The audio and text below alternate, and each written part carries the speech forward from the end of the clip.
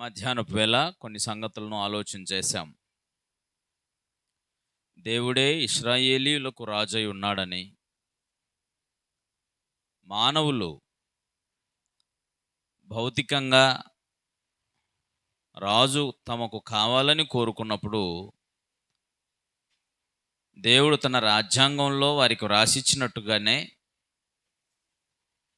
రాజుగారిని ఏర్పాటు చేసుకోమని చెప్పి, రాజుగారు అనుసరించవలసిన ఆజ్ఞలను, విధులను గురించి వారి రాజ్యాంగమైన ధర్మశాస్త్రంలో రాసిచ్చాడు గనుక వారికి తిరిగి రాజును అనుగ్రహించాడు. అది మొదటి రాజు సౌలు రాజు గారని. సౌలు గారు దేవుని ఆజ్ఞలని చెప్పింది చెప్పినట్టు పాటించక పోయినందుచేత అతనిని సింహాసనం మీద నుంచి తొలగించి, ఆ సింహాసనం మీద దావీదును నియమించి, దావీదుకు శాశ్వతమైన ప్రమాణం అనగా ఆకాశం ఉన్నంత వరకు, సూర్యుడు ఉన్నంత వరకు, చంద్రుడు ఉన్నంత వరకు ఆయన రాజ్యం నిలుస్తుందని ప్రమాణం చేశాడు. అతని రాజ్యసింహాసనం ఉంటుందని, అలాగే అతని సంతానము కూడా ఉంటుంది అని దేవుడు వాగ్దానం చేశాడు. కనుక ఇక దేవుడు ఇశ్రాయేలు రాజ్యంపై దావీదు సంతానమును కొనసాగించుటకు మనసు నిలిపాడు. అయితే ఇశ్రాయేలీయుల రాజ్య సింహాసనం మీద కూర్చునేటువంటి వాళ్ళు అందరూ యోగ్యులైన వారు కాలేకపోయారు. మొదటి తరంలోనే, అంటే దావీదు కుమారుడైన సొలొమోను కాలంలోనే సొలొమోను దేవుని ఆజ్ఞని అతిక్రమించి పాపం చేసినందుచేత రాజ్యాన్ని 2 భాగాలు చేసి యూదా రాజ్యముగా దావీదు సంతానానికి ఒక గోత్రాన్ని, అనగా యూదా గోత్రాన్ని మాత్రమే ఇచ్చాడు. అయితే అదే ప్రాంతంలో నివసిస్తున్నటువంటి బెన్యామీనీయులు ఏం చేశారంటే వీళ్ళతోనే కలిసిపోయారు. మేము ఇశ్రాయేల్ రాజ్యముగా ఉండలేము, యూదా రాజ్యముగానే ఉంటాము అని యూదా రాజ్యంతోనే కలిసి 2 గోత్రాలుగా కొనసాగారు. ఆ రాజ్యం మీద రెహబాము రాజుగా ఉన్నాడు. రెండవ భాగముగా విభాగింపబడినటువంటి ఇశ్రాయేల్ రాజ్యంపై యరొబాము, అనగా సొలొమోను రాజ్యంలో సైన్యాధిపతిగా పనివాడుగా ఉన్నటువంటి యరొబాము రాజయ్యాడు. అయితే తాను రాజైన తొలి దశలోనే ఇశ్రాయేల్ రాజైన యరొబాము ఇశ్రాయేలీలు విగ్రహారాధన చేయటానికి కారకుడయ్యాడు. అలాగే అనేక తరాలు ఒకరి తర్వాత ఒకరు అలాగే మరి విగ్రహారాధికులుగా మారినట్టుగా మనం చూస్తాం. అందుచేత అతి కొద్ది కాలంలోనే వాళ్ళందరూ అష్షూరు చెరకు వెళ్ళారని చూసాం. యూదా రాజ్యం మిగిలింది. యూదా రాజ్యంలో అయితే దావీదు సంతానమే వారసత్వంగా వస్తున్నప్పటికీ యెకొన్యా అనేటువంటి అతడు వచ్చేసరికి పరిస్థితులు ప్రతికూలంగా మారిపోయాయి. యెకొన్యా అనేటువంటి అతడు పనికిమాలిన మట్టి ఘటముగా, పనికిమాలిన ఘటముగా, దేనికి పనికిరాని వారుగా అతడు మారిపోయినందుచేత దేవుడు కోపగించి ఇశ్రాయేలులో, అంటే దావీదు సింహాసనం ఇంకెవడు కూర్చోడు, యూదాలో ఎవడు రాజుగా ఉండడు, దావీదు సంతానం నుంచి వచ్చేవాడు కూడా ఎవడు రాజుగా ఉండడు అని చెప్పేశాడు. అలా చెప్పేసి యూదా సింహాసనాన్ని ఖాళీ చేయించాడు. అప్పుడు వీళ్ళందరినీ కూడా బబులోను చెరకు పంపించాడు. బబులోను చెరకు తీసుకెళ్ళిన తర్వాత ఏం జరిగిందో అక్కడ కొన్ని విషయాల్ని మనము ధ్యానం చేద్దాం. ఈ విషయాలు మీరు బాగా చదువుకున్న పిల్లలందరూ కొంచెం మనసు పెట్టండి. ఈ విషయాలు మరలా మీకు ఎవరు కూడా చెప్పరు. దాని మీద అంత దృష్టి పెట్టి చెప్పాల్సిన అవసరత బహుశా ఎవరికి రాదు. అయితే ఒక మనిషి బాప్తిసం పొంది దేవుని రాజ్యంలో ప్రవేశించాలి. దేవుని రాజ్యంలో ప్రవేశించడానికి ఒకడు ఏం చేయాలంటే బాప్తిసం పొందాలి. యేసుప్రభు వారు చెప్పింది ఏమిటి? యోహాను సువార్త 3వ అధ్యాయము 3 నుంచి 5 వచనాల వరకు ముందుగా చదువుదాం. తర్వాత మిగతా విషయాల్లోకి తీసుకెళ్తాను.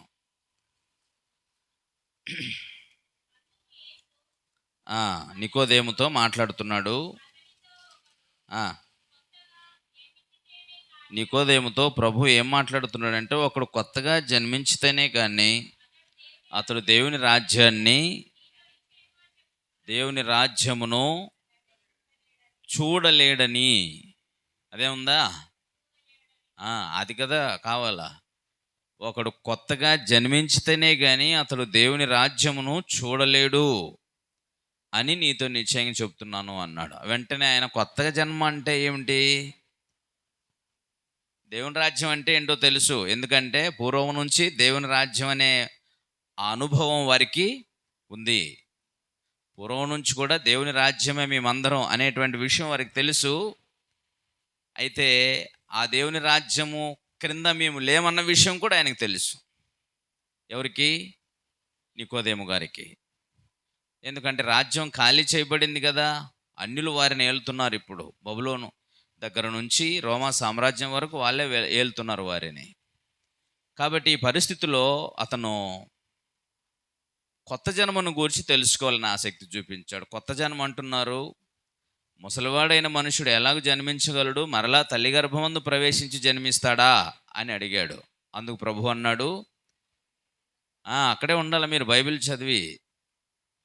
అందుకు ప్రభు ఏమనంటే, ఒక నీటి మూలముగాను ఆత్మ మూలముగాను జన్మించితేనే కానీ దేవుని రాజ్యంలో ప్రవేశింపలేడు అన్నాడు. చూడండి, దేవుని రాజ్యంలో ప్రవేశించటానికి ఇప్పుడు ఏం కావాలి? మనిషికి కొత్త జన్మ కావాలి. అర్థమైందా? కొత్త జన్మ ఎత్తినటువంటి వాడు దేవుని రాజ్యంలో ప్రవేశిస్తాడు. అంటే ఒకడు కొత్తగా ఎందుకు జన్మించాలి? దేవుని రాజ్యంలో ప్రవేశించటానికి. కాబట్టి నేను ఎందుకు చెప్తున్నానంటే, దేవుని రాజ్యాన్ని గూర్చిన ఒక పరిపూర్ణమైన పాఠాన్ని మనమే ఎందుకు చెప్తున్నాము అనంటే, బాప్తిస్మం పొందేటువంటి వాళ్ళు ఎందుకు బాప్తిస్మం పొందుతున్నారు అనేటువంటి స్పృహ మీకు ఉండాలి. అంచేత అక్కడ చాలా క్లియర్గా ప్రభువు చెప్పినటువంటి మాట ఏమిటంటే, నువ్వు కొత్తగా జన్మించితేనే కానీ అన్నాడు. ఆ కొత్త జన్మ అంటే ఏంటని అని అడిగితే వెంటనే చెప్పాడు, ఒక నీటి మూలముగాను ఆత్మూలంగాను జన్మించటమే.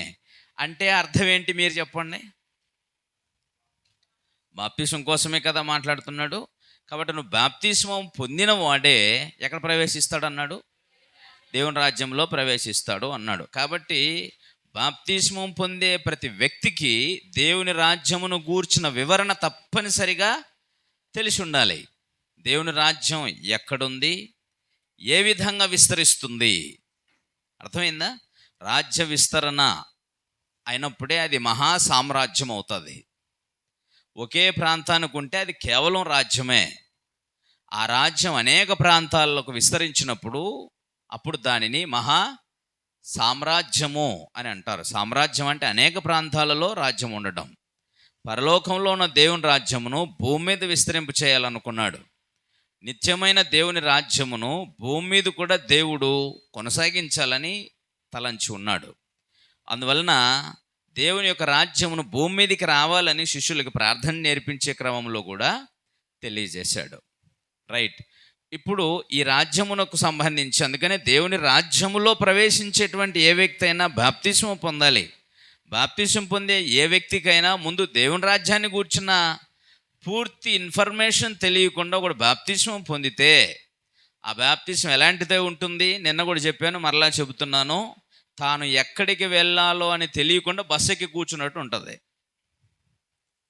ఎక్కడికి పోవాలో తెలియకుండానే బస్సు ఉంది బస్ స్టాండ్లో కాబట్టి నేను వెళ్ళి బస్సులో కూర్చుంటా. మా పాస్టర్ గారు బాప్తిసం ఇస్తున్నారు కాబట్టి, పెళ్ళికి బాప్తిసం ఇస్తారు కాబట్టి, పెళ్ళి అనేది మళ్ళీ వాళ్ళ క్రైస్తవ సాంప్రదాయ ప్రకారం చేయాలంటే ఖచ్చితంగా ఏం చేయాలా? వాళ్ళు నీళ్ళలో ముంచితేనే, నీళ్ళలో ముంచుకొని బాప్తిసం ఇస్తే కేసు యాక్చువల్గా. అంచేత వాళ్ళు పెళ్లి కోసం బాప్తిసం ఇచ్చేస్తారు. కాబట్టి ఎందుకు బాప్తిసం పొందారు అని అంటే, ఇంకా అది ఒక విధంగా చెప్పాలంటే, నువ్వు దేనికి బాప్తిసం పొందావు అంటే, దేనికి టికెట్ తీసుకున్నావు అని అంటే, ఈ నుంచి హైదరాబాద్ పోవడానికి తీసుకున్నావు. ఎప్పుడు తీసుకున్నావు? ఈ రోజుకే తీసుకున్నావు. అది రేపటి పనికిరాదు. అర్థమైందా లేదా? అందువలన నీకు పెళ్లి కోసం తీసుకుంటే పెళ్ళి అయిపోయింది కదా, ఇంకా దాంతో నీకు పనిలే. అది నీకు పని చేయదుగా. అది నిజమా కాదండి? ఇన్వాలిడ్ టికెట్ ఇప్పుడు నీకు అది బాప్తిసం. ఎందుకంటే అసలు బాప్తీసం ఎందుకు పొందాలో అనేటువంటి విషయము బైబిల్ చాలా క్లియర్గా చెప్పేసింది. నేను రేపు చెప్తాను మీకు దానిని, పూర్తి వివరణ బోర్డు మీద రాస్తాను. బాప్తిస్మము వలన ఏమేమి దేవుడు అంటే ఎందెందులకు బాప్తిస్మం పొందవలననే కారణాలు దేవుడు చెప్పాడో దాన్ని మీకు బోర్డు మీద రాసి చూపిస్తాను. అప్పుడు తెలుస్తుంది ఈ కారణాలకు కాకుండా నువ్వు ఇంకేదో కారణం చేత బాప్తిస్మం పొందున్నావు అని అంటే నువ్వు ఎక్కడికి పోవాలో తెలియకుండా బస్ ఎక్కి కూర్చున్న వాడితో సమానం. రైట్? కనుక బాప్తిసం పొందేటువంటి ఏ వ్యక్తికైనా దేవుని రాజ్యాన్ని గూర్చి ముందే తెలియాలి అని చెప్తున్నాను. అందుకనే మనకు అవసరం ఈ పాఠం.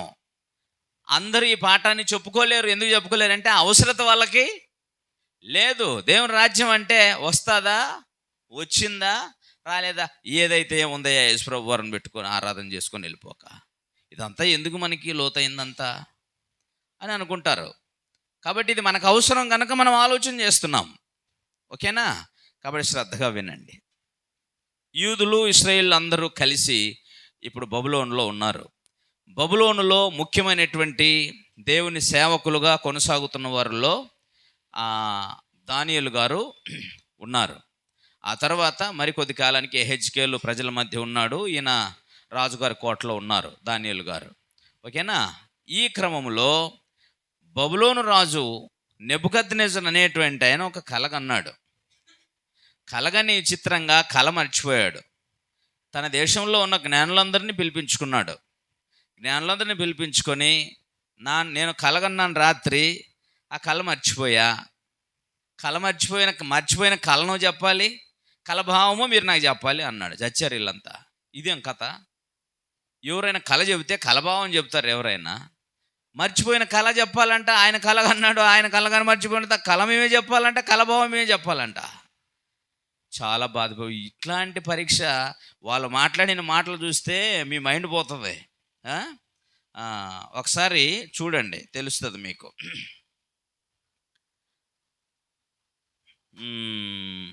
2వ అధ్యాయము, దానియేలు గ్రంథము 2వ అధ్యాయం.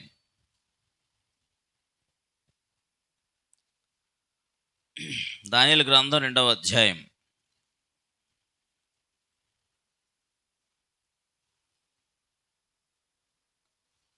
5 నుంచి చదువుతున్నాను, చూడండి. రాజు అందరిని పిలిపించేసి, రాజు నేను దాన్ని మర్చిపోతుని కానీ కలను దాని భావమును మీరు తెలియజేయని ఎడల మీరు తుత్నీయులుగా చేయబడుదురు, మీ ఇండ్లు పెంట కుప్పగా చేయబడును. కలను దాని భావమును తెలియజేస్తే దానములను బహుమానములను మహాఘనతయు నా సముఖములో నొందుదురు గనక కలను దాని భావమును తెలియజెప్పుడనగా. నేను కళ మర్చిపోయాను కానీ ఇప్పుడు కళ చెప్పాలా, కలభావం చెప్పాలా. ఒకవేళ చెప్పకపోతే మీరు ముక్కలు అయిపోతారు, మీ కొంపలు ఏమైపోతాయి అన్నాడు, పెంట కుప్పలుగా మారిపోతాయి అంటున్నాడు. ఇదేమో కథ, ఎవరి ప్రపంచంలో ఏ జ్ఞానికి ఇలాంటి పరీక్ష రాదేమో. కాకపోతే నా కళ నా భావము కనుక మీరు చెప్పారనుకో, ఎవరైతే చెబుతారో వాళ్ళు నా సముఖంలో బహుగా హెచ్చించబడతారు. ఆఫర్ కూడా అలాగే ఉంది. మీరు ఆన్సర్ చేయకపోతే పనిష్మెంట్ అలాగే ఉంది, ఆన్సర్ చేస్తే మాత్రం అప్రిషియేట్ కూడా అద్భుతంగా ఉంది. మంచి ఆఫర్ ఉంది మరి. ఓకేనా? రైట్. చూడండి 7వ వచనంలో రాజు, ఇప్పుడు ప్రజలు అంటున్నారు, వాళ్ళు ఏమంటున్నారు, రాజు ఆ కళను తమరి దాసులమైన మాకు చెప్పిన ఎడల మేము దాని భావమును తెలియజెప్పుదుము అని అన్నారు.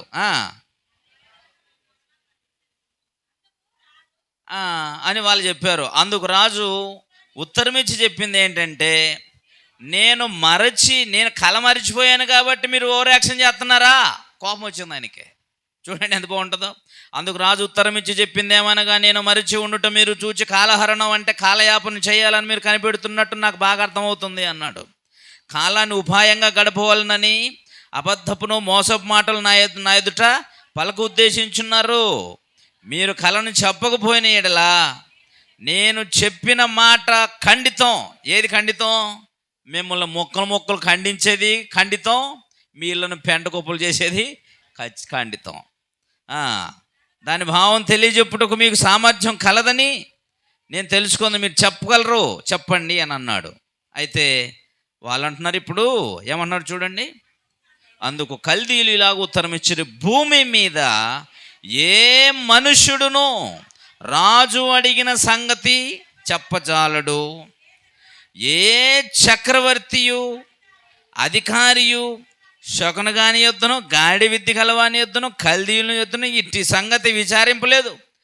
చాలా కాలం నుంచి రాజుల కింద మేము ఇలా జ్ఞానులుగా ఉన్నాం, కానీ ఏ రాజు కూడా మమ్మల్ని ఇలాగా అడగలే.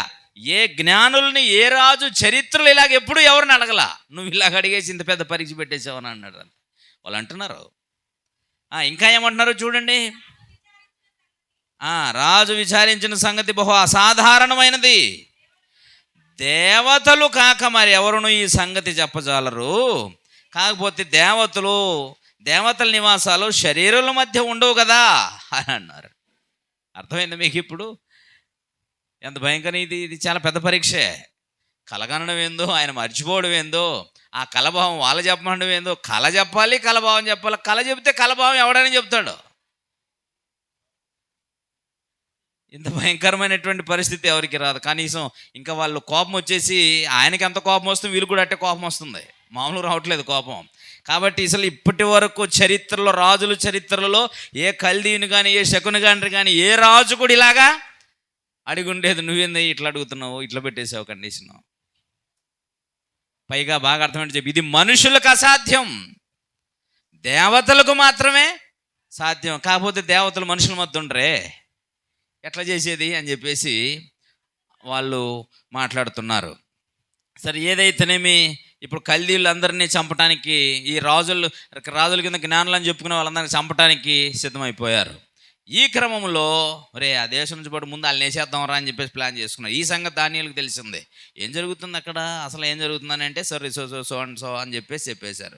సో ఈ విషయం మళ్ళీ షద్రక్ మేషక్ అబేద్నెగోల దగ్గరకు వచ్చేసి, మీరంతా ప్రార్థన చేయండి, దేవుడు ఖచ్చితంగా మనకు జ్ఞానం ఇస్తాడు, ఖచ్చితంగా దాన్ని తెలియజేస్తాడు. వాళ్ళతో పాటు మనం చావకుండా ఉండడం కోసం, ఇప్పుడు వాళ్ళ కోసం కాదు, మనం చావకుండా ఉండడం కోసం ఖచ్చితంగా దేవుడి పని చేయాలి అంటే వాళ్ళు ప్రార్థన చేస్తారు. ప్రార్థన చేసే రోజే అతనికి పూర్తిగా తెలియజేశాడు. అయితే ఇక్కడ ఒక అద్భుతమైనటువంటి ఈ కళకు అంతటికి చాలా చక్కగా ఆయన కళ చెప్పాడు, కళభావము చెప్పాడు.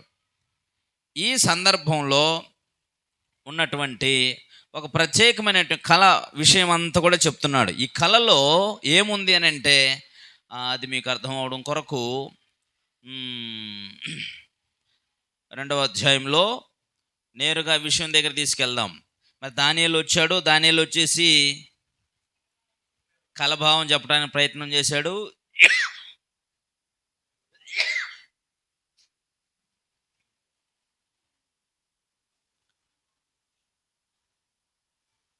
ముప్పై 31వ వచనం,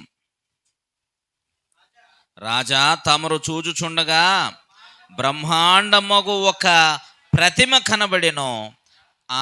ఈ గొప్ప ప్రతిమ మహాప్రకాశమును భయంకరమునైన రూపం గలద తమ ఎదుట నిలిచెను. ఆ ప్రతిమ యొక్క శిరస్సు మేలిమి బంగారుమయమైనదై, దాని రొమ్మును భుజములను వెండివియు, దాని ఉదరమును తొడలును ఇత్తడివియు, దాని మోకాళ్ళు ఇనుపవియు, దాని పాదములలో ఒక భాగము ఇనుపదియు ఒక భాగం మట్టిదునై ఉండెను.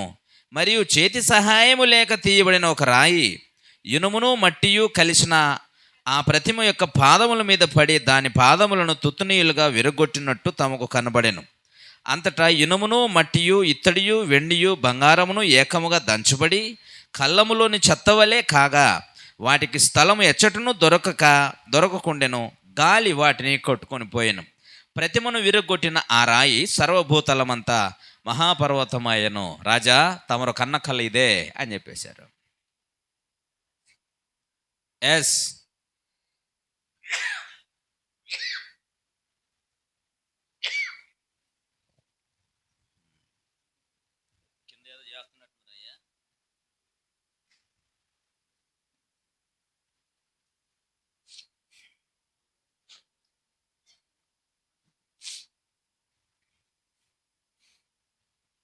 రైట్, జాగ్రత్తగా ఆలోచించండి. రాజా కళ ఇదే కదా అని చెప్పేశాడు. ఇప్పుడు ఆయన కూడా చెప్పేశాడు, ఎస్ కళ ఇదే అన్నాడు. ఇప్పుడు కల భావం చెప్తున్నాడు. చూడండి దాని భావం చెప్తున్నాడు ఇప్పుడు 36వ వచనం నుంచి.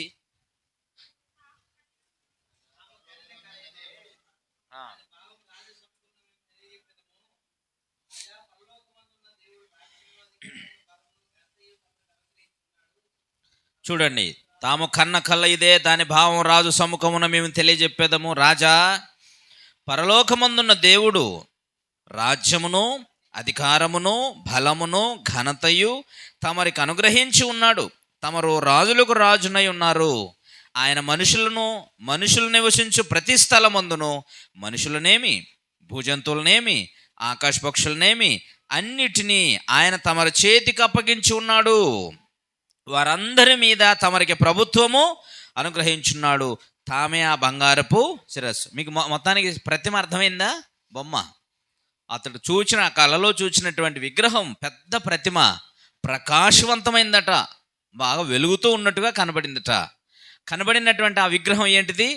శిరస్సు మేలిమి బంగారము, ఈ రొమ్ము ప్లస్ ఈ భుజాలు వెండివి, ఉదరము ఈ తొడలు ఇత్తడివి, ఆ తర్వాత మోకాళ్ళు ఇనుము, ఆ మోకాల పాదాల్లో ఒకటి ఇనుము రాయి మొత్తం కలిసి ఉన్నాయి.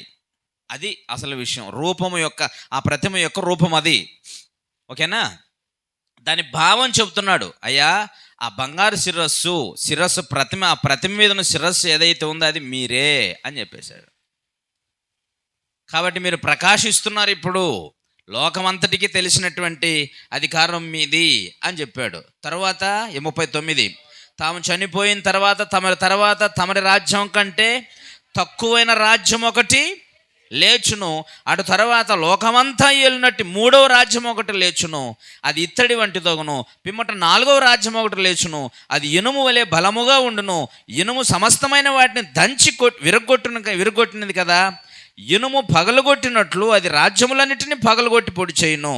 పాదములను వ్రేళ్ళును కొంత మట్టుకు కుమ్మరి మట్టిది గాను కొంత మట్టుకు ఇనుపది గానున్నట్టు తమరు కనబడిన గనుక ఆ రాజ్యంలో భేదములను, అయితే ఇనుము బురదతో కలిసి ఉన్నట్టు కనబడిన గనుక ఆ రాజ్యంలో అలాగున నుండును.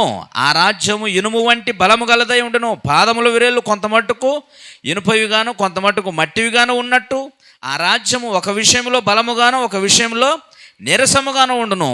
ఇనుమును బురదయు మిళితమై ఉండుట తమరు కనబడినట్టు వలె మనుష్య జాతులు మిళితమై ఇనుము మట్టితో అతకనట్టు వారు ఒకరితో ఒకరు పొసుగొకయుందురు. మొత్తం శిరస్సు యొక్క భాగం అంతా చెప్పేశాడు. ఆ ప్రతిమ యొక్క భాగం అంతా చెప్పేశాడు. ముందుకి ఈ ప్రతిమ ఎన్ని భాగాలుగా ఉంది? మొత్తం 4 భాగాలు. మేలి బంగారం, వెండి, ఇత్తడి, ఇనుము, కింద ఇనుము మట్టి కలిసినటువంటిది. అర్థమైంది? 4 భాగాలు. ఈ 4 భాగాల కోసం ఈ 4 భాగాలు ఏం చెప్తున్నాడు అంటే 4 రాజ్యాలు అని చెప్పాడు ఆయన. దాని భావం ఏంటి? 4 రాజ్యాలు. 4 రాజ్యాలు కలిగిన ఒక రూపం. అయితే చేతి సహాయం లేకుండా తీయబడిన ఒక రాయి దాని పాదాల దగ్గర పడిందట. పడి ఏం చేసింది? ఆ ఇనుముని ఆ మట్టిని అంతటిని కలిపేసి ఏం చేసిందట? పొడి పొడి పొడి పొడి చేసి పడేసిందట. పొడి చేసి పడేస్తే ఇది వేయటం ఎందుకు? ఇప్పుడు గాలికే కొట్టుకొని పోయిందట అది. కానీ ఆ చిన్న రాయి ఏమైందట? మహాభూతలమంత మహాపర్వతమాయను. సర్వభూతలమంతా మహాపర్వతమాయను. ఇప్పుడు చూడండి 44 వచ్చిన ఆ రాజుల కాలములలో అన్నాడు. ఇంతకీ ఈ రాజ్యాలు ఏవేవి అనుకుంటున్నారు? అది మనకు తెలియాలన్నమాట. ఈ 4 సామ్రాజ్యాల గురించి ఒకటి బబులోను మహాసామ్రాజ్యం, ప్రస్తుతం నీవే ప్రజెంట్ ఆ రాజు నువ్వే అని చెప్పాడు. తమ తర్వాత మాదీయులు పారసీకులు సామ్రాజ్యం ఒకటి వస్తుంది. ఆ తర్వాత గ్రీకు మహాసామ్రాజ్యం ఒకటి వస్తుంది. ఆ తర్వాత రోమా మహాసామ్రాజ్యం వస్తుంది. ఇనుము బాగా ఒక విషయంలో బలమైంది, ఒక విషయంలో అది బలహీనమైందిగా ఉంటుంది. ఆ రాజుల కాలములలోనే అని చెప్తున్నాడు ఇప్పుడు. ఓకేనా? రైట్. ఆ రాజుల కాలములలోనే పరలోకమందున దేవుడు ఒక రాజ్యమును స్థాపించును, దానికి ఎన్నటికి నాశనము కలుగదు. ఆ రాజ్యం దాన్ని పొందిన వారికి గాక మరి ఎవరికిని చెందదు. అది ముందు చెప్పిన 4 రాజ్యములన్నిటినీ పగులగొట్టి నిర్మూలం చేయును, కానీ అది యుగ యుగములు నిలుచును అన్నాడు. ఇప్పుడు ఈ రాజ్యం 5వ రాజ్యం. 4 సామ్రాజ్యాలు, ఒక ప్రతిమలో 4 రూపాలు, 4 భాగాలను విభజించి చెప్పినట్టుగా 4 సామ్రాజ్యాలు వస్తాయి. 4వ సామ్రాజ్యంలో రాజులు ఒకరు పొసగకుండా ఉంటారు. ఆ రాజుల కాలంలోనే పరలోకమందున దేవుడు ఒక రాజ్యమును స్థాపించును. ఎవరు స్థాపిస్తారట? పరలోకమందున్న దేవుడు స్థాపిస్తాడట. ఎప్పుడు? టైం గుర్తుపెట్టుకోండి మీరు. ఎప్పుడు? 4 సామ్రాజ్యాలు ఉన్నాయి. ఒకటి బబులోను పోయింది, మాదీయులు పారసీకుల రాజ్యం పోయింది. పారసీకుల రాజ్యంలోని వీళ్ళు ఇస్రాయేల్ తమ స్వదేశానికి తిరిగి వచ్చారు. తర్వాత గ్రీకు మహాసామ్రాజ్యం. మీకు గ్రీకు అంటేనే అలెగ్జాండర్ గుర్తు చేసుకుంటే చాలు, ఎందుకంటే అది సోషల్ పుస్తకాల్లో ఉన్న చరిత్ర. రామరాజ్యాన్ని గురించి చరిత్ర ఉందో లేదో కానీ వరల్డ్ వైజ్గా హిస్టరీలో మాత్రం ఈ 4 సామ్రాజ్యాలు ఉంటాయి. అర్థమైందా లేదా? ఈ ఖచ్చితంగా హిస్టరీ, కల్పితం కాదు ఇది. రైట్. 4వది రోమా మహా సామ్రాజ్యం. ఆ రాజ్యంలో ఆ రాజుల కాలములలో పరలోకమందున దేవుడు ఒక రాజ్యము, తన రాజ్యమును స్థాపించును. మీకు అర్థం అవ్వాలి. మళ్ళా చెబుతున్నా, దేవుడు తన రాజ్యాన్ని ఎప్పుడు స్థాపించాడు? 4వ మహా సామ్రాజ్యం ఉందే, ఆ 4వ మహా సామ్రాజ్యం ఏ సామ్రాజ్యం? రోమా మహా సామ్రాజ్యం. అవునా? మధ్యాహ్నం మీకు గుర్తు చేశాను, దావీదుతో చేసిన ప్రమాణమును బట్టి దావీదు సింహాసనం మీద కూర్చునే దావీదు సంతానము ఎవరు అని చూసాము? యేసుప్రభు వారు పుట్టినటువంటి కాలం ఏ కాలము? రోమా ప్రభుత్వంలోనే యేసుప్రభు వారు పుట్టింది. అది అక్కడ తీసుకొచ్చి ఆపేసాం మనం. మరలా మనం వెనక నుంచి ఆలోచన చేస్తున్నాం ఇంకా. ఎందుకంటే రాజ్యమును గూర్చి సరైన అవగాహన లేక రాజ్యం ఎప్పుడో వస్తుంది అనేటువంటి ఆలోచనలోకి చాలామంది వెళ్తుంటారు. కనుకనే రాజ్యం అనేది ఎప్పుడు స్థాపిస్తానని చెప్పాడు దేవుడు? 4వ మహాసామ్రాజ్యం అనే రోమా సామ్రాజ్యంలోనే దేవుని రాజ్యాన్ని స్థాపిస్తానన్నాడు. కానీ ఆ రాజ్యము ఒక చిన్న రాయిగా ప్రారంభమవుతుంది అన్నాడు. అది చేతి నుండి తీయబడిన రాయి కాదు అన్నాడు. చేతి సహాయం లేకుండా తీయబడిన రాయి అని అంటే డైరెక్ట్గా దేవుని యొద్ద నుంచి మరియమ్మ గర్భంలో ఉద్భవించిన చిన్న రాయి భూమి మీదకి వచ్చింది. ఒక్కడుగా ప్రారంభించాడు. తాను దేవుని కుమారుడిని, యూదుల రాజునని చెప్పుకున్నాడు. ఆ తర్వాత యూదుల రాజుగానే ఆయన చనిపోయాడు. కానీ ఆ 12 మంది శిష్యులతో ప్రారంభమైన ఆ రాజ్యము అది 3000 మందితో పెంతెకోస్తు పండుగ దినాన స్థాపించబడింది.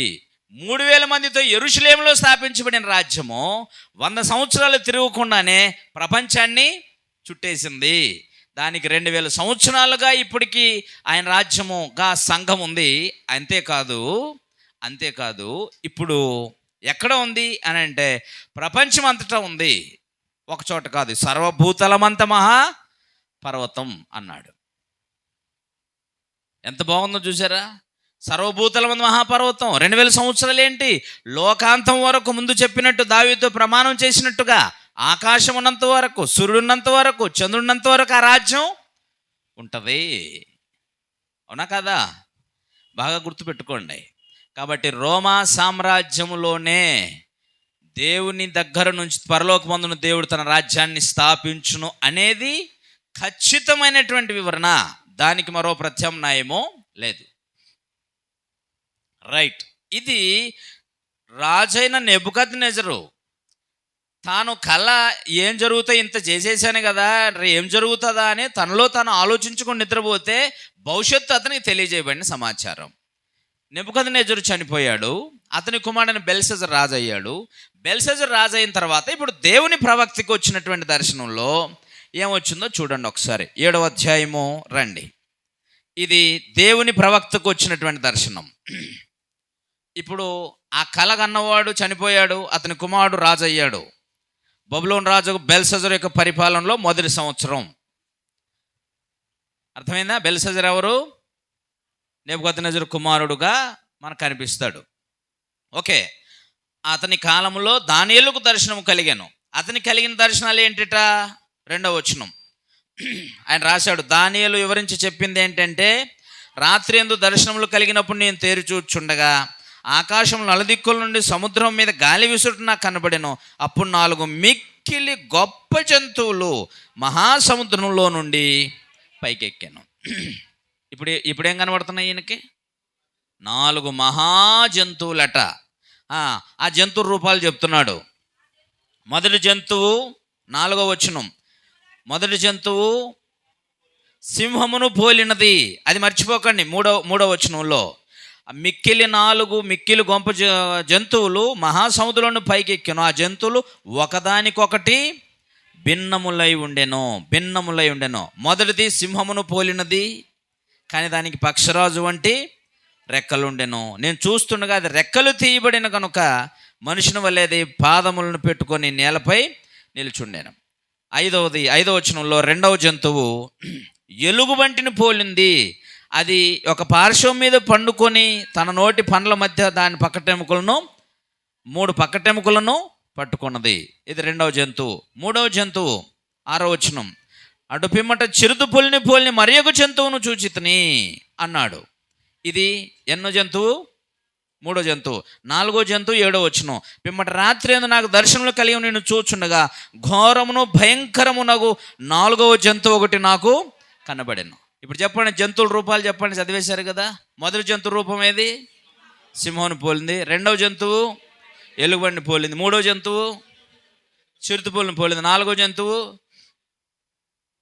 క్రూరమును మహాభయంకరమైన జంతువు. అంటే ముందున్న 3 జంతువుల కంటే కూడా మహాక్రూరమైన జంతువు ఇది. అర్థమైందా? ఇంతకీ 4 జంతువులు ఏంటి బాబు? 17వ వచనానికి రండి. 17వ వచనం ఎట్లనగా, ఈ మహాజంతువులు 4 అయ్యుండి లోకమందు ప్రభుత్వము చేయబోవు 4 రాజులను సూచించుచున్నవి. అయితే మహోన్నతుని పరిశుద్ధులే రాజ్యాధికారం నొందుదురు. వారు యుగ యుగాంతముల వరకు రాజ్యమేలుదురు అన్నాడు. చూడండి, ఇప్పుడు ఈ 4 జంతువులు ఏంటి? ఒకదాని తర్వాత ఒకటి రాజ్యములు వస్తాయి. ఆ 4 రాజ్యముల రాజులను సూచిస్తుంది అని చెప్పాడు. ఇప్పుడు దానియేలుకు వచ్చింది, అంతకుముందు నెబుకద్నెజరుకు వచ్చింది ఒకటేనా? ఒకటే కాదా? ఒకటేనా? తెలియాలి మీకు. కాకపోతే ఆయనకి ప్రతిమ రూపములో 4 భాగాలు చూపించబడ్డాయి. దాని భావము అదే. దానియేలు గారికి దర్శనం వచ్చింది. ఇవి 4 జంతువులు చూపించాడు. ఎందుకనంటే ఇవి ఒకదాని తర్వాత ఒకటి వస్తున్నాయి. కానీ అక్కడ చూపించినప్పుడు ఆ రాజుల కాలములలో పరలోకమందున దేవుడు ఒక రాజ్యమును స్థాపించును అన్నాడు. ఇక్కడైతే దానియేలుకి ఒకదాని తర్వాత ఒకటి వస్తాయి ఈ రాజ్యములు. అప్పటికి బబులోను రాజ్యం పోయింది. బబులోను రాజ్యంలోనే ఉన్నాడు ఆయన. ఇంకా బెల్షస్సరు పరిపాలన వరకు బబులోనిదే. బెల్షస్సరు చచ్చిపోయిన తర్వాత మాదీయులు పారసీకులది రాజ్యం అవుతుంది. ఇది మీరు తర్వాత ఎప్పుడు 5వ అధ్యాయము చివరిలో చూస్తారు. ఈ బెల్షస్సరు హతుడు చచ్చిపోతాడు. తర్వాత మాదీయులు పారసీకులు వచ్చేసి దర్యావేషు రాజు అవుతాడు. ఓకేనా? 5వ అధ్యాయంలో. రైట్ ఆయన జాగ్రత్తగా చూడండి. కాబట్టి బబులోను రాజ్యపు చివరి స్థితిలో అప్పుడు దానియేలు గారు ఉన్నారు. దానియేలు గారు ఈ రాజ్యం తర్వాతే మరో 3 మహాసామ్రాజ్యాలు రాబోతాయనే విషయాన్ని స్పష్టంగా రాశాడు. ఈ కాలంలో జరిగిన విషయం ఏంటి? ఆయన దాని గురించి మాట్లాడుతూ ఇలా చెప్పాడు. 9వ వచనం నుంచి చదువుదాం. 9వ వచనం వాటిని గురించి వివరించాడు. 4వ జంతువు ఏమేం చేస్తో దాని గురించి వివరించాడు. ఇప్పుడు 9వ వచనం చదువుదాం. ఇంకా సింహాసనములను వేయుట చూచితిని, మహావృద్ధుడొకడు కూర్చుండెను. ఆయన వస్త్రం హిమము వలె ధౌలముగాను, ఆయన తల వెంట్రుకలు శుద్ధమైన గొర్రెబొచ్చుగాను తెల్లగాను ఉండెను. ఆయన సింహాసనము అగ్నిజ్వాలల వలె మండుచుండెను. దాని చక్రములు అగ్ని వలె ఉండెను. అగ్ని వంటి ప్రవాహం ఆయన యుద్ధ నుండి బయలుదేరుచుండెను. వేవేల కొలది ఆయనకి పరిచారకులుండరి, కోట్ల కొలది మనుషులు ఆయన ఎదుట నిలిచిరి. తీర్పు తీర్చుటకై గ్రంథములు తెరవబడెను. ఇది జరిగినటువంటి విషయం. ఆ తర్వాత ఏం జరిగింది? అప్పుడు నేను చూచుండగా ఆ కొమ్ము పలుకుచున్న మహా గర్వపు మాటల నిమిత్తం వారు ఆ జంతువును చంపినట్టు కనబడెను. తరువాత దాని కళేబరం మండుచున్న అగ్నిలో వేయబడెను. మిగిలిన ఆ జంతువుల ప్రభుత్వము తొలగిపోయెను. సమయం వచ్చే వరకు అవి సజీవుల మధ్య ఉండవలనని ఒక సమయం, ఒక కాలము దానికి ఏర్పాటాయను. రాత్రి వేళ కలిగిన దర్శనమును గురించి నేను ఇంకా చూచుచూ ఉండగా, ఇంకా ఆ దర్శనాన్ని గురించే చూస్తూ ఉన్నాడట. ఇంకేదో జరిగిందట దానియేలు గారికే. ఏం జరిగింది? ఆకాశ మేఘారూఢుడై మనిషి కుమారుని పోలిన ఒకడు వచ్చి ఆ మహావృద్ధుడు, ఈయన సింహాసనం మీద కూర్చుని ఆయన చూశాడే, ఆ మహావృద్ధుడకు ఆయన సన్నిధిని ప్రవేశించి ఆయన సముఖమునకు తేబడెను. సకల జనులను, రాష్ట్రములను, ఆయా భాషలు మాట్లాడువారును ఆయనను సేవించున్నట్లు ప్రభుత్వమును, మహిమయు, ఆధిపత్యమును ఆయనకి ఇవ్వబడెను. ఆయన ప్రభుత్వము శాశ్వతమైనది, అదెన్నటికీ తొలగిపోదు. ఆయన రాజ్యము ఎప్పుడునూ లయం కాదు. మహావృద్ధుడగు వాని సన్నిధికి వెళ్ళిపోయింది ఎవరు? ఇప్పుడు మనిషి కుమారుని పోలిన వాడు ఎవరు? యేసుప్రభు భూమి మీదకి వచ్చి దేవుని పరిచర్య అంతా కొనసాగించి సిలువ వేయబడి సమాధి చేయబడి మూడవ తిరిగి లేచిన తర్వాత మహాదేవుని సన్నిధికి వెళ్ళిపోయాడు. ఆయన అక్కడ వెళ్ళిపోయిన తర్వాత ఆయనకి ఇవ్వబడింది ఏమిటి? ఏమి ఇవ్వబడింది? 14వ వచనం, సకల జనులను, రాష్ట్రములను, ఆయా భాషలు మాట్లాడువారును ఆయనను సేవించున్నట్లు ప్రభుత్వమును, మహిమయు, ఆధిపత్యమును ఆయనకి ఇవ్వబడెను. ఆయన ప్రభుత్వము, అధికారము పొందినవాడు ఇప్పుడు. అందుకనే పరలోకమునికి వెళ్ళిన తర్వాత, తిరిగి పునరుత్థానుడై పరలోకానికి వెళ్ళిన తర్వాత మరలా శిష్యుల దగ్గరకు వచ్చి ఇప్పుడు ఇలా చెప్తున్నాడు, ఇదిగో నాకు పరలోకమందును భూమి మీదను సర్వాధికారం అనుగ్రహించబడి ఉంది. ఇప్పుడు వెళ్ళి మీరు సర్వజనులకి శిష్యులుగా చెయ్యండి అని. ఈ అధికారం నాకు అనుగ్రహించబడింది. ఈ పదం ఎలా చెప్తున్నాడు అంటే, పునరుత్థానుడైన తర్వాత యేసు ప్రభు వారు ఎక్కడికి వెళ్ళారు? మహిమ కలిగిన దేవుని సింహాసనం దగ్గరికి వెళ్ళారు. అక్కడ పట్టాభిషేకం జరిగింది. ఆయనకు మహిమయు, ఆధిపత్యం, అధికారం అంతా ఇవ్వబడింది. ఇవ్వబడిన తర్వాత ఇప్పుడు ఆయన రాజ్యము, ఆయన ప్రభుత్వం ఎలా ఉంటుందట? శాశ్వతమైంది. ఆయన రాజ్యం ఎప్పటికీ లయం కాదు. ఇప్పుడు కూడా చెప్పండి, ఈ కలలో మహిమగల సింహాసనాన్ని కొనిపోబడింది, సర్వాధిపత్యం కలిగిన వాడై శాశ్వతమైన రాజ్యానికి రాజుగా ఉన్నది ఎవరు ఇక్కడ? ఎవరనిపిస్తుంది?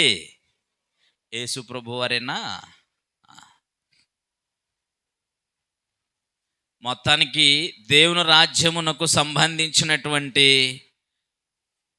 ఆ రాజ్యం ఎప్పుడు ప్రారంభించబడింది అనేటువంటి విషయము తెలుసుకోవడం కోసం ఇదంతా చెప్తున్నాను మీకు.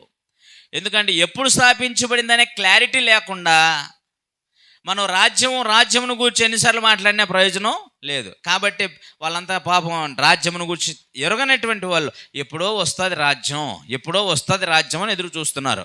1000 ఏళ్ళ పరిపాలన ఎప్పుడో వస్తుందట, ఆ రాజ్యం ఎప్పుడో వస్తుందట. అప్పుడు ఏమేం జరుగుతుంది? పులులు, మేకలు, ఎద్దులు, సింహాలు, గొర్రెలు కలిసి ఒకే చోట మేస్తాయట. అప్పుడు నీతి నివసించును అని చెప్పారు. వాస్తవానికి ఆయన చెప్పింది 4 గాల జంతువుల కోసం కాదు, 2 గాల జంతువుల కోసం మాట్లాడాడు అక్కడ ఆయన. దాన్ని వీళ్ళకి ఎవరికి సరిగా అర్థం కాక జంతువుల మధ్య నివసించడం, జంతువులుగానే ఉన్నాయి. అవి ఏ స్వభావంతో పుట్టాయి, అవి ఆ స్వభావంతోనే ఉన్నాయి. ఇప్పుడు స్వభావం అంతా మార్చబడేది, క్రూరుడుగా మారింది ఎవరు? మనిషా జంతువా? ఏమి కనబడినట్టు అమాయకంగా ఉంటాడు, చేయాల్సినవన్నీ చేసింటాడు. మనిషా జంతువా? చాలా మంచిలో ఉంటాడు, అన్ని రకాల చెడ్డ గుణాలన్నీ వాళ్ళలోనే ఉంటాయి. అర్థమైందా? ఇలాగ మీరు చూస్తూ వెళ్తే ఈ క్రూరత్వము, ఈ సాధువత్వము, మంచితనము, చెడ్డతనము కలిగిన ఈ చెడ్డ స్వభావాలన్నీ ఎవరిలో ఉన్నాయి? మనుషుల్లో ఉన్నాయి.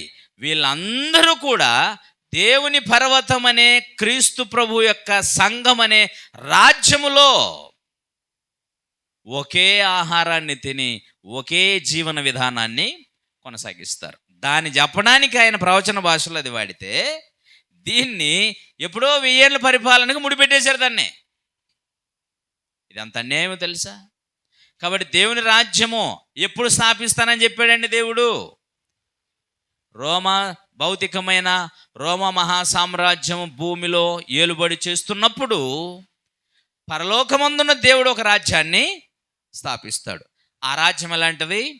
అంతము లేనిది, నాశనము లేనిది. ఆ రాజ్యం ఏ విధంగా ఉంటుంది? దేవుని యొద్ద నుంచి తీసుకొని రాబడిన ఒక చిన్న రాయిగా వస్తుంది. ఏ రాజ్యములో, ఏ రాజుల కాలములలో ఆ రాయి పడుతుందో ఆ రాజుల కాలములో ఆ రాజ్యములన్నిటినీ పగలగొట్టి పొడి చేసి కనుమరుగైపోతాయి. కానీ ఈ చిన్న రాయి మహాపర్వతం అంత రాయిగా మారిపోతుంది, పర్వతంగా మారిపోతుందట. ఆ చిన్న రాయిగా మనుషులు చేతి సహాయం లేకుండా తీయబడిన రాయి ప్రభు అయిన క్రీస్తు కన్యమర్య గర్భంలో జన్మించాడు. వచ్చినటువంటి ఆయన ఒక్కడిగా ఆరంభమై 12 మంది పోయి పెంతెకోస్తు పండుగ 3000 మందితో ఆరంభమైనటువంటి ఆ సంఘం, ఆ క్రీస్తు ప్రభు పునరుత్థానం తర్వాత పరలోకంలో ఆధిపత్యం వహించిన వాడై ఆ సంఘానికి రాజుగా ప్రభు అయిన క్రీస్తు వారు ఉన్నారు. ఇప్పుడు చెప్పండి, రాజ్యం అంటే ఏది? రాజ్యం ఎప్పుడు స్థాపించబడి ఉండాలండి? రోమా సామ్రాజ్యము అధికారంలో ఉండగానే స్థాపించబడి ఉండాలి, అవునా కదా? అప్పుడే స్థాపించబడి ఉండాలి. మరి ఎప్పుడో వస్తుందని ఎదురు చూస్తున్నారు? అప్పుడు స్థాపించబడిందై లోకాంతము వరకు ఆ రాజ్యము కొనసాగుతూ ఉంటుంది. యుగ యుగములు ఆ రాజ్యం కొనసాగుతూ ఉంటుంది. ఆ రాజ్యానికి రాజు ఎవరు? ప్రభువైన క్రీస్తు వారు. ఎందుకంటే దేవుడు చెప్పాడు, దావీదు సింహాసనం ముందు ఆయన కూర్చుంటాడు, అతని తండ్రి అయిన దావీదు సింహాసనం ఆయనకి ఇస్తాడు, అతడు యుగ యుగములు యాకోబు సంతానాన్ని యుగ యుగములు ఏం చేస్తాడు? ఏలుతాడు. ఆయన రాజ్యం అంతం లేనిదై ఉంటుంది అన్నాడు. అలాగా ఆరంభమైంది, అలాగా పట్టాభిషేకం పొందాడు, అలాగా రాజు అయ్యాడు క్రీస్తు. ఆయన రాజ్యం సంఘము భూమి మీద స్థాపించబడిన తర్వాత యోహాన్ అనేటువంటి ఒక ఆయనకి కల వచ్చింది. ఆయన యోహాన్, అది కూడా చూడండి, అది కూడా చూద్దాం, సేమ్ ఇలాగే ఉంటుంది. కాకపోతే దానియేలు గారు ఆ దర్శనాన్ని చూస్తున్నప్పుడేమో బబులోను సామ్రాజ్యం అధికారంలో ఉంది. ఆయన తర్వాత ఇంకా 3 సామ్రాజ్యాలు రాబోతాయి. ఆ 4వ సామ్రాజ్యంలో క్రీస్తు రాజ్యం భూమి స్థాపించబడుతుంది. ఇప్పుడు యోహాను గారికి ఎలా కనబడుతుందో చూద్దాం ఒకసారి. 13వ అధ్యాయం ప్రకటన గ్రంథం.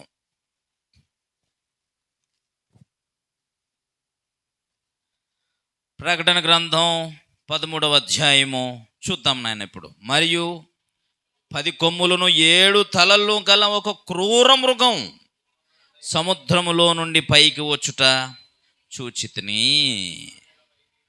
దీనికి ఎన్ని కొమ్ములు ఉన్నాయట? తలకాయలు ఎన్ని ఉన్నాయట? అలాంటి ఒక పెద్ద క్రూర మృగం అంట.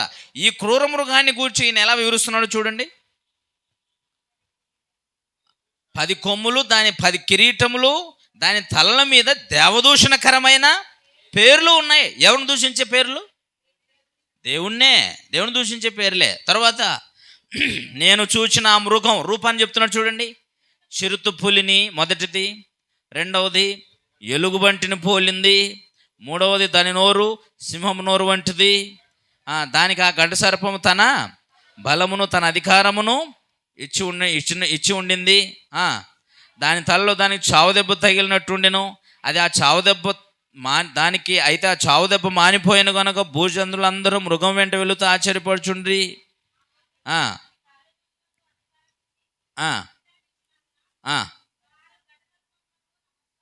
మరియు వారు ఈ మృగముతో సాటెవడు, దానితో యుద్ధం చేయగలవాడెవడని చెప్పుకొని ఆ మృగమునకు నమస్కారం చేసిరి. ఎన్ని జంతువులు కనబడ్డానైనా మీకు ఇక్కడ? ఒకటేమో మహాక్రూర జంతువు, అది దాని రూపం అంతలాగా ఉంది. అది తర్వాత ఏం కనబడింది మీకు? చిరుత పులి. ఆ తర్వాత ఏం కనబడుతుంది? ఎలుగుబంటి. ఆ తర్వాత ఏం కనబడుతుంది? నోరు అన్నాడు. నోరేమో సింహం వంటిది, చిరుత పులి లాంటి చిరుతపులి లాంటి ఏమున్నాయి దానికి, చిరుతపులిని పోలి ఉంది, పాదాలు మాత్రం ఎలుగుబంటి పాదాలలాగా ఉన్నాయి. మొత్తానికి 3 రూపాలు కలబోసుకున్న పెద్ద క్రూర మృగం 4వది. అది చూడటానికి భయంకరమైన క్రూర మృగం. ఈయనేం చెబుతున్నాడంటే, ఈయన దేవుని రాజ్య కార్యక్రమాలలో కొనసాగుతున్నప్పుడు ఈ 4వ మహాసామ్రాజ్యము ఎలా ఉందంటే, ముందున్న 4 క్రూరమైన జంతువుల యొక్క రూపాన్నంతటిని కలబోసుకున్న ఒకే ఒక జంతువుగా ఉంది ఇది. అందుకని అది చూడటానికి మహాభయంకరమును క్రూరమునైనటువంటి జంతువు అని అన్నాడు దాన్ని. ముందు ఎన్ని రాజ్యాలు? బబులోను, మాదీ పారసీక, గ్రీకు, ఆ 3 సామ్రాజ్యాలను, ఇది ఒక రాజ్యం, ఇది రోమ మహాసామ్రాజ్యం. దీనికి ఎన్ని?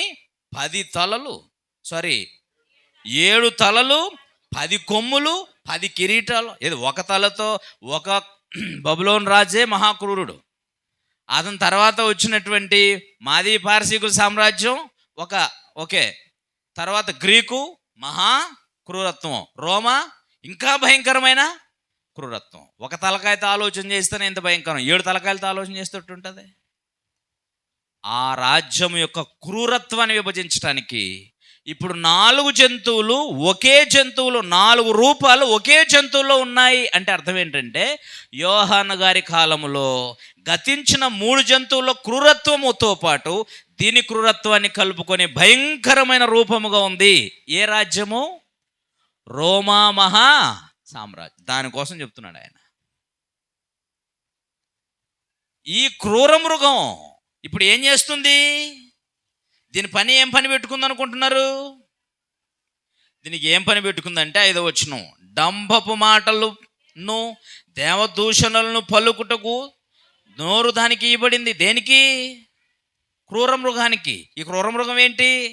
ఇప్పుడు మీకు ప్రకటన గ్రంథంలో క్రూర మృగం అనగానే మీ మైండ్కి రావాల్సింది ఏంటి అనమాట? అమ్మో క్రూర మృగం వస్తుందంట అనకూడదు. క్రూర మృగం అంటేనే రోమా మహా సామ్రాజ్యము అని. అర్థమైందా? అదొక్కటి అర్థమైపోతే చాలు బైబిల్లో ఈ విషయాలు, ఈ క్రూర మృగము, దాని ప్రతిమ, దాని రూపం, ఇవన్నీ తెలిసిపోతాయి. అర్థమైందండి? మరియు 42 నెలలు తన కార్యం జరుపున అధికారం దానికి ఏర్పాటాయను గనుక దేవుని దూషించుటకును, ఆయన నామమును, ఆయన గుడారమును, పరలోక నివాసులు అంటే క్రైస్తవుల్ని దూషించుటకును అది తన నోరు తెరచెను. మరియు పరిశుద్ధులతో యుద్ధము చేయడానికి, వారిని జయించడానికి దానికి అధికారం ఇవ్వబడెను. ప్రతి వంశం మీదను, ప్రతి ప్రజల మీదను, ఆయా భాషలు మాట్లాడు వారి మీదను, ప్రతి జనము మీదను దానికి అధికారము ఇవ్వబడెను. జరిగిందేమిటి? భూనివాసులందరూ అనగా జగదుత్పత్తి మొదలుకొని వధించబడిన గొర్రెపిల్ల యొక్క జీవగ్రంథమందు ఎవరి పేరు రాయబడలేదో వారు ఆ మృగమునకు నమస్కారము చేయుదురు. ఎవడైనా చెవి గలవాడైతే విన్నుగాక. ఎవడైనా చెరపట్టబడే వలన నూనె ఎడల వాడు చెరలోనికి పోవును. ఎవడైనా ఖడ్గం చేత చంపిన వాడు ఖడ్గం చేత చంపబడను. ఈ విషయంలో పరిశుద్ధుల ఓర్పును విశ్వాసమును కనబడు. ఇదంతా ఏం చెప్తున్నాడు ఈయన? ఈ క్రూర జంతువు దేవుని గొర్రెపిల్ల యొక్క జీవగ్రంథంలో పేర్లు రాయబడిన లేక పరలోక నివాసులు. ఇక్కడ ఈ గ్రంథంలో, ఈ అధ్యాయంలో మీకు 2 రకాల నివాసులు కనబడతారు. ఒకటి భూనివాసులు, రెండవది పరలోక నివాసులు. పరలోక నివాసులు అంటే క్రీస్తు సంఘానికి, క్రీస్తు రాజ్యానికి చెందినవారు. భూనివాసులు అంటే భూ సంబంధులు. ఓకేనా? జీవగ్రంథంలో ఎవడి పేరు రాయబడలేదు వాళ్ళందరూ భూనివాసులు. కానీ వీళ్ళందరూ కలిసి వీళ్ళందరినీ అపవాది ఆ రాజ్యముకు అధికారం ఇచ్చి ఆ రాజ్యంతో సంఘాన్ని, క్రైస్తవుల్ని హింసించటమే పనిగా పెట్టుకుంది. అందుకని ఎవరు ఇచ్చారంటే ఈ అధికారం? 2వ వచనం చూడండి. నేను చూచిన ఆ మృగము చిరుతపులిని పోలి ఉండిన, దాని పాదములు ఎలుగుబంటి పాదములు వంటివి, దాని నోరు సింహం నోరు వంటిది. దానికి ఆ ఘట సర్పము, దానికి అక్కడ దేనికి? ఈ క్రూర మృగానికంటే ఈ రోమా మహాసామ్రాజ్యానికి ఘటసర్పం అంటే ఎవరు? అపవాది అనియు, ఘటసర్పం అనియు, సాతాననియు పేరు కలిగిన ఆ మహాఘటసర్పం అంటాడు 12వ అధ్యాయంలో 9వ వచనంలో. అర్థమైందా? ఆ మహాఘటసర్పం ఏం చేసిందట? తన బలమును, తన సింహాసనాన్ని, గొప్ప అధికారమును దానికి ఎవరిచ్చింది? అపవాది. ఎవరికి? క్రూర మృగానికంటే రోమా సామ్రాజ్యానికి. ఎందుకు? ఏమిచ్చింది? గొప్ప అధికారం ఇచ్చింది. ఎవరి మీద? దేవుని పరిశుద్ధులను హింసించటానికి, దేవుని పరిశుద్ధుల్ని హింసించటానికి, పరలోక నివాసుల్ని దూషించటానికి, వారిని జయించటానికి అపవాది అధికారం ఇచ్చిందంటే నువ్వు భౌతికంగా ఆ రాజ్యం అనే ఆ ప్రజల్ని ఏం చేయి? హింసించు. ఆ రాజ్యం భూమి మీద స్థాపించబడటానికి వీల్లేదు, ఆ రాజ్యం భూమి మీద ఉండటానికి వీల్లేదు అనే అపవాది. ఎందుకంటే క్రీస్తు మరణ సమాధి పునరుత్థానంతో వాడి రాజ్యం ఏమైపోయింది? కుకట వేలతో పెళ్లిగించబడింది. ఇప్పుడు వాడికి ఏ రాజ్యం, ఏ అధికారము ఎదురు లేదు. కానీ ఇప్పుడు క్రీస్తు నీతి కలిగిన దేవుని రాజ్యాన్ని భూమి మీద స్థాపించేసరికి వాడికి భయం పట్టుకొని, నాకంటూ ధీటుగా ఒక రాజ్యం భూమి మీద ఉందే, ఎలా? కాబట్టి వీరిని భౌతికంగా నేను హింసించగలిగితే వీరిని నేను జయించవచ్చు అనుకున్నది అపవాది. అందుకనే వాడి చేతగాక ఆ క్రూర మృగానికి తన అధికారం ఇచ్చి నువ్వు ఇప్పుడు వారిని ఏమన్నా చేయి. అందుకని రోమా సామ్రాజ్యంలో రోమా ప్రభుత్వము క్రైస్తవులైనందుకే క్రైస్తవులు హింసించే బహు భయంకరమైన పరిస్థితిని తీసుకొచ్చి పెట్టుకుంది. అర్థమవుతుందా మీకు? ఈ విషయాలన్నిటిని దృష్టిలో పెట్టుకొని ఇప్పుడు యోహాను గారు ఏమన్నారో ఒకసారి చూద్దాం రండి. ప్రకటన గ్రంథం 1వ అధ్యాయం. శ్రమలు, కష్టాలు, వేదనలు ఆ రాజ్యమునకు. అందుకని ఇప్పుడు ఏం జరుగుతుందో చూడండి.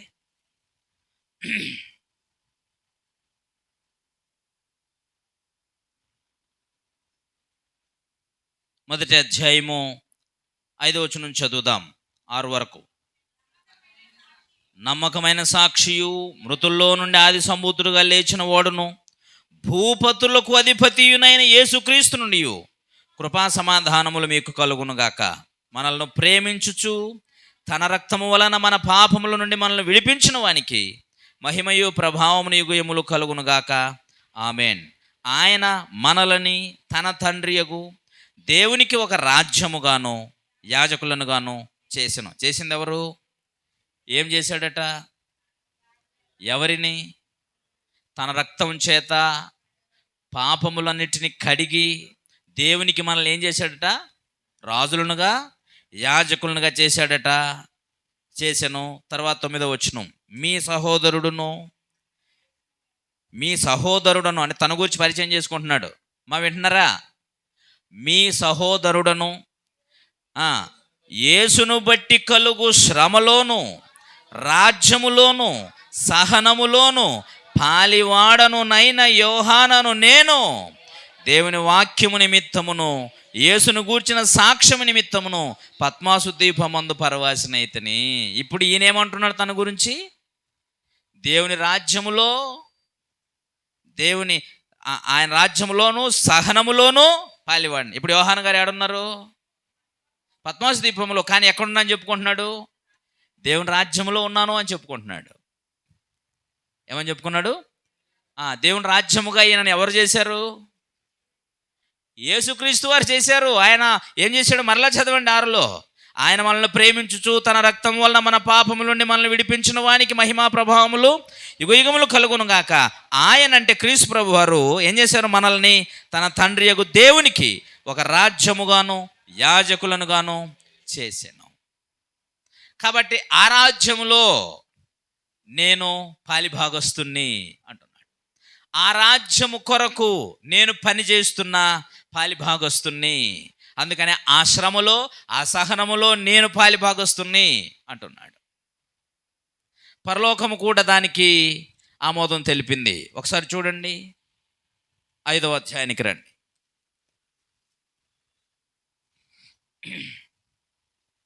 ప్రభు అయిన క్రీస్తు వారు ఈ యొక్క గొప్పతనాన్ని వర్ణిస్తున్న సందర్భం అది. 9వ వచనం, 5వ అధ్యాయము 9-10 వచనాలు. పరలోకంలో దేవుని సింహాసనం దగ్గర ఉన్న పెద్దలు ఇలా మాట్లాడుతున్నారు క్రీస్తు ప్రభు వారిని గురించి. నీవు ఆ గ్రంథమును తీసుకుని దాని ముద్రలు ఇప్పుడుకు యోగ్యుడవు, నీవు వధించబడిన వాడవై నీ రక్తం ఇచ్చి ప్రతి వంశంలోనూ, ఆయా భాషలు మాట్లాడు వారిలోనూ, ప్రతి ప్రజలోనూ, ప్రతి జనములోనూ దేవుని కొరకు మనుషులను కొని, ఆ పెద్దలు మాట్లాడుతున్నారు, మా దేవునికి వారిని ఒక రాజ్యముగాను యాజకులను గాను చేసితివి, గనుక వారు భూలోకమందు ఏలుదురని కొత్త పాట పాడుదురు. మేము దేవుని రాజ్య సంబంధులం, మేము జయించిన జయశాలులం అని క్రీస్తునందున్న ప్రతి వ్యక్తి లోకాన్ని జయించినటువంటి విజయముతో కూడిన విశ్వాసముతో వారి విశ్వాసాన్ని గూర్చి పాడతారు. వారిని గూర్చి ఆయన అంటున్నారు, వారు దేవునికి రాజులు, యాజకులు. ఇప్పుడు చెప్పండి, సంఘం రాజ్యం భూమి మీదకి వచ్చినట్ట రానట్ట? కొలస్సీ పత్రిక 1వ అధ్యాయము 13వ వచనం. కొలస్సీ పత్రిక 1వ అధ్యాయము 13వ వచనం. ఆయన మనలని అంధకార సంబంధమైన అధికారంలో నుండి విడుదల చేసి తాను ప్రేమించిన తన కుమారుని రాజ్య నివాసులనుగా, ఏ నివాసులుగా చేసెను? రాజ్య నివాసులుగా చేసిన. ఆ రాజ్యం ఎవరిదట? ఆయన కుమారునిదట. ఎవరి కుమారుడు ఆయన? దేవుని కుమారుడు. మనల్ని తన కుమారుని రాజ్య నివాసులనుగా చేసెనునా చేయునా? చేసెను. సంఘముగా ఉన్న వారి కోసం చెప్తున్నాడు, మీరు క్రీస్తు యొక్క రాజ్య నివాసులు అని. ఇప్పుడు చెప్పండి, సంఘం రాజ్యం వచ్చినట్ట రానట్ట? ఎక్కడ? అదే దేన్ని అంటారు రాజ్యం అని? ఇప్పుడు సంఘమును. ఆ సంఘం భూమి మీద హింసలు భరిస్తుంటుంది, అవమానాలు భరిస్తుంటుంది, అన్నీ సహిస్తూ ఉంటుంది. ఎందుకంటే ఇది దేవుని రాజ్యం. రాజ్యం అంటేనే శత్రువులతో పోరాటం. రాజ్యం అంటేనే ఏముంటుంది నాయన? దానికి ఇంకా వేరే రాజ్యాలతో ఏముంటుంది? ఎప్పుడు కూడా పోరాటం ఉండనే. దేశంలోనే 2 పార్టీలు ఉంటాయి. ఆ పార్టీలకి నాదా నీదా అధికారం అన్నట్టుగా ఏం జరుగుతుంటుంది? పోటీ జరుగుతుంటుంది. ఇద్దరు స్వదేశీయులే, ఎవడో కూడా ఉండలే అనుకుంటారా? కాదు. పోటీకి ఎంతమంది నిలబడతారు? వేల మంది నిలబడతారు అసెంబ్లీ ఎలక్షన్కి. అవునా కదా? వేల మంది నిలబడతారు. ఏం పోటీ? నేను రాజుగా ఉండాలంటే నేను రాజుగా ఉండాలి. ఒక దేశంలోనే. ఇది లోకానికి సంబంధించింది, శాశ్వతమైన రాజ్యానికి సంబంధించింది. పెంతెకోస్తు పండుగ దినాన్ని స్థాపించబడిన ఆ రాజ్యం అనే 3000 మందితో ఆరంభమైన సంఘం దినములు లెక్కిస్తుండగానే అది ఏమైంది తెలుసా? ఎంతైంది? 5000 అయింది. ఆ తర్వాత లెక్కలేనంత మంది అయింది. ఆ తర్వాత యూదయ, సమరయ, భూదిగంతముల వరకు విస్తరించింది. ఇప్పటికి 2000 సంవత్సరాలు అయింది. ఈ రాజ్యం మట్టి గలపాలని, ఈ రాజ్యం అనే సంఘాన్ని భూమి మీద లేకుండా చేయాలని అపవాదే సర్వవిధాలుగా ప్రయత్నం చేసి చేతగాక క్రూర మృగాన్ని ఆశ్రయించి వాడికి బలాన్ని ఇచ్చి, సింహాసనం ఇచ్చి, అధికారం ఇచ్చి, భౌతికంగా దాన్ని హింసించి నాశనం చేసి రూపమాపరా బాబు అంటేనే ఆ రాజ్యమే కనుమరుగైపోయింది. ఆ రాజ్యం చేత హింసించబడిన క్రీస్తు రాజ్యం మాత్రం 2000 సంవత్సరాలుగా ఆయుష్కాలాన్ని ధరించుకుంది. లోకంలోని సామ్రాజ్యాలని చరిత్ర పుటలకు పరిమితం అయ్యాయి. Present live in the world Kingdom of Christ కదా, అది దేవుని రాజ్యం. కాబట్టి నా ప్రియ సోదర సోదరీమణులారా, ఇప్పుడు దేవుని రాజ్యం వచ్చిందా రాలేదా? ఎక్కడా?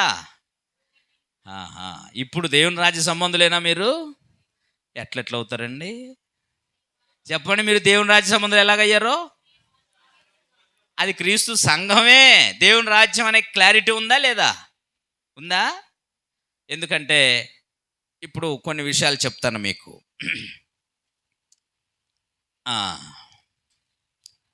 మీరు ఇందాక యోహాను పత్రిక సువార్త చదివారు.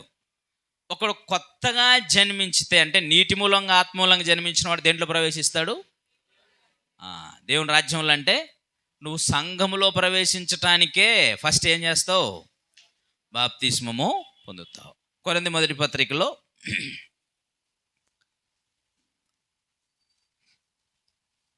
12వ అధ్యాయం 13వ వచనమందు ఎలాగనగా 12:13 యూదులమైనను గ్రీసు దేశస్థులమైనను దాసులమైనను స్వతంత్రులమైన మనమందరము ఒక్క శరీరములోనికి ఒక్క ఆత్మ ఎందే బాప్తిస్మము పొందితిమి, మనమందరం ఒక్క ఆత్మను పానం చేసిన వారమైతిమి. జాగ్రత్తగా చూడండి, మనమందరము దేంట్లోకి బాప్తిస్మం పొందితిమి? ఒక్క శరీరములోనికి. అంటే ఒక్క శరీరముగా ఉండడు కొరకు. శరీరం అంటే సంఘము. ఆ సంఘంలోని ప్రవేశించడానికి మనమందరం ఎలా ప్రవేశించామంట? బాప్తిజం పొందితిమి. మీరు యోహాను సువార్త చదివినప్పుడు మీరు రాజ్యంలో ప్రవేశించడానికి ఏం పొందాలి? బాప్తిస్మము పొందాలి. అంటే బాప్తిస్మము పొందినవాడు క్రీస్తు సంఘములోనికి ప్రవేశించుట అన్నా, బాప్తిస్మము పొంది దేవుని రాజ్యంలోనికి ప్రవేశించుట అన్నా రెండు ఒకటే. అంటే దేవుని రాజ్యం అన్నా క్రీస్తు ప్రభు యొక్క సంఘం అన్నా ఒకటే. దేవుని రాజ్యమునకు ఇప్పుడు రాజు ఎవరు?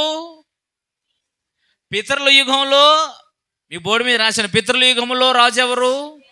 యెహోవా దేవుడు. ధర్మశాస్త్ర యుగంలో రాజెవరు? యెహోవా దేవుడు.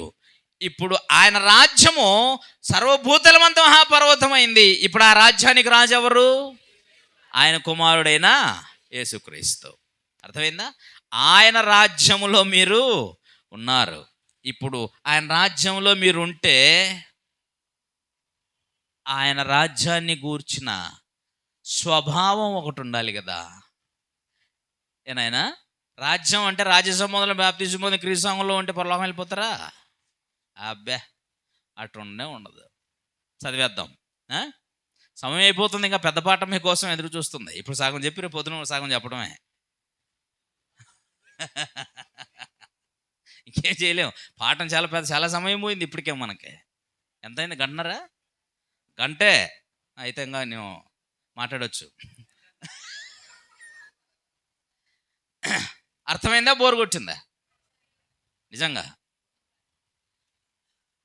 ఇది మనము నవ్వులాట కోసం వేసుకునే వేదిక కాదు. నిజమేనా? ఇది దేవుని రాజ్యానికి సంబంధించిన గొప్ప ఇన్ఫర్మేషన్. ఓకేనా? సో ఇప్పుడు ఆ రాజ్య స్వభావం చూద్దాం ఒకసారి. రోమీయులకు రాసిన పత్రిక 14వ అధ్యాయం 17వ వచనంలో దేవుని రాజ్యము భోజనమును పానం కాదండోయ్. దేవుని రాజ్యం అంటే ఇప్పుడు క్రీస్తు సంఘము అంటే తినడం కాదు, తాగడం కాదు అంటున్నారు. యాక్చువల్గా రాజ్యం అంటేనే ఇక్కడ కొంచెం ఆలోచించేయండి నాయన, మీకు అది కూడా అర్థం అవ్వాలి కనుక చెప్తున్నాను. రాజ్యము అంటేనే రాజ్యము యొక్క గొప్పతనము వారి సహవాసములో భోజనంలో కనిపిస్తుంది. అర్థమైందా? అందుకని పూర్వము నుంచి కూడా రాజ్యం, సౌలు రాజ్యం, ఆయన భోజనం బల్ల ఉంటుంది. దావీదు గారు రాజు, ఆయనకు ఒక ప్రత్యేకమైన భోజనం బల్ల ఉంటుంది. సౌలు రాజు గారు ఆయన రాజ్యంలో ఒక భోజనం బల్ల ఉంటుంది. ఆ భోజనం బల్ల బహు విలాసవంతమైంది. షేబా దేశపు రాణి వచ్చేసి భోజనం బల్ల దగ్గర పనులు వాళ్ళు వడ్డిస్తున్న ఆహారాలు చూసేసి ఏమైపోయింది తెలుసా? అయిపోయింది, అంతే, సరెండర్ అయిపోయింది. ఆమె కూడా అతనికి భార్య అయిపోయిందని యాక్చువల్గా చరిత్ర. అర్థమైందా? అంత గొప్ప రాజ్యం. అంటే రాజ్యం అంటేనే వారి బల్లతో రుజువు చేస్తూ ఉంటారు. బబులోను రాజ్య సామ్రాజ్యం, తర్వాత కుమారుడు బెల్షెజరు భోజనపు విందు, 1000 మందికి విందు చేస్తున్నటువంటి రాజ్యం అది. అర్థమైందా? 1000 మందికి విందు చేస్తున్నట్టు ఎన్ని రోజులు చేస్తున్నాడో తెలియదు బెల్షెజర్ రాజు. కొవ్వు పట్టి దేవుని మందిర ఆవరణంలోను కొన్నిటిని తీసుకొచ్చి దాంట్లో మందు తాగాలనుకున్నాడు. ఆ రోజే చచ్చిపోయాడు. ఎవరు? నెబుకద్నెజరు కుమారుడైన బెల్షెజరు. మీకు అర్థమవుతుందా? అంటే రాజ్యం అంటే వారి భోజనము, వారి విందు, వారి బల్ల, ఇలాంటి వాటితో కొనసాగుతుంది లోక సంబంధమైన రాజ్యం. అర్థమైందా? ఈ రాజ్యం లోక సంబంధమైంది కాదు, భౌతిక సంబంధమైంది కాదు. అందుకని ఇప్పుడు ఇలా చెప్తున్నాడు. ఇప్పుడు చదవండి. దేవుని రాజ్యము భోజనమును పానమును కాదు. దేవుని రాజ్యం భోజనము పానము కాదు. ఏటట మరి? నీతియు సమాధానమును పరిశుద్ధాత్మయందలి ఆనందమునై ఉన్నది అన్నాడు. ఏమైంది రాజ్యము? నీతియు సమాధానమును పరిశుద్ధాత్మయందలి ఆనందం. నీతి న్యాయము ఆ రాజ్యంలో ఉంటాయి. సంఘంలో ఏముండాలయ్యా? నీతి, న్యాయం, సత్యం, నమ్మకం, ఇవి ఉండాలి. నీతి న్యాయం అంటేనే అది రాజ్యానికి సంబంధించిన గొప్ప. దేవుని సింహాసనానికి కూడా ఆధారం లేవండి. నీతి న్యాయములు దేవుని సింహాసనానికి ఆధారములు. అర్థమైందా? కనుక దేవుని రాజ్యం అనే సంఘంలో నివసించవలసింది ఏంటండి? నీతి, న్యాయము, సత్యము, నమ్మకత్వం అది ఉండాలి. అందుకని క్రీస్తు రాజ్యం అనే సంఘంలో చేర్చబడిన ఏ వ్యక్తి అయినా బాప్తిసం పొందిన తర్వాత ఇందులో మీరు సంపాదించుకోవలసింది, కలిగి ఉండవలసింది మీ స్వభావం ఏంటనంటే చెప్పుకొని తిరగడానికి కాదు. మేము క్రీస్తు సంఘం అంటే నీ క్యారెక్టర్ ఇంపార్టెంట్. సంఘం అంటే సంఘ సభ్యుడు అని చెప్పుకొని తిరగటం కాదు. ఒకవేళ నీ క్యారెక్టర్ లేకపోతే నీ క్రైస్తవుణ్ణి అని చెప్పుకో. మాకు ఏదో ఒక మతం చెప్పుకొని తిరిగేసేయి, నో ప్రాబ్లం. కానీ క్రైస్తవునని మాత్రం ఎప్పుడు చెప్పుకోవద్దు. చెప్పుకోవాలంటే నువ్వు ఏమై ఉండాలి? క్రైస్తవుడు అంటే క్రీస్తు రాజ్యానికి చెందినవాడు. క్రీస్తు రాజ్యానికి చెందినవాడంటే నీతిని జరిగించేవాడై, న్యాయమును జరిగించేవాడై, సత్యాన్ని జరిగించేవాడై, నమ్మకమైన వాడై ఉంటాడు. ఓకేనా? తర్వాత ఏముంది? సమాధానం, విభేదాలు ఉండవు, గొడవలు, కులాలకు సంబంధించిన సమస్యలు, భార్యాభర్తల మధ్య గొడవలు, ఇరుగు పొరుగు వారి మధ్య గొడవలు, అన్నదమ్ముల మధ్య గొడవలు, కులాల మధ్య గొడవలు, మతాల మధ్య గొడవలు దేవుని రాజ్యం అనే సంఘంలో ఉండవు. వీళ్ళందరూ ఒక్క ఆత్మను పొందుతారు. అందరూ ఒక్క భావము, ఒక్క తాత్పర్యం కలిగి ఉంటారు. కనుక ఈ రాజ్యంలో సమాధానం తప్ప ఇంకేమీ ఉండదు. సంఘంలో సమాధానం. మూడవది పరిశుద్ధాత్మ యందలి. వావ్!